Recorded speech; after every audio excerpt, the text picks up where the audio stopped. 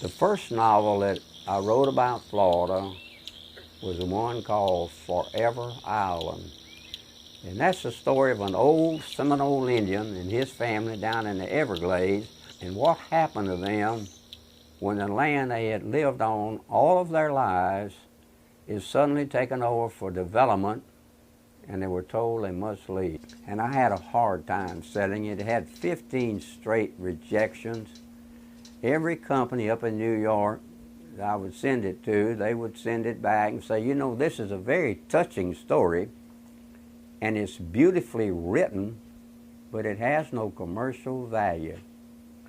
So when they tell you that, no commercial value, what they're saying in a kind way is, this won't sell.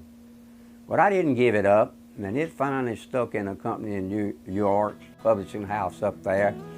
Well, after you sign a contract for a novel to be published, a period of 1 year passes before it actually shows up in a bookstore as a book.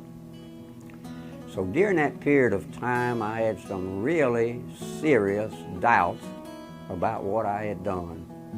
I said, man, you've wasted 2 years of your life, a year researching this book, a year writing it and rewriting it and trying to sell it.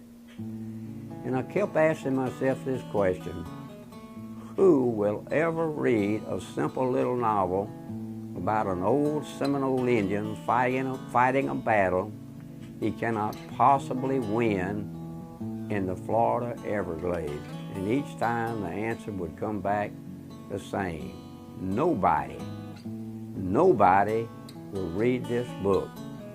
And I was convinced it would sell a maximum of 6 copies.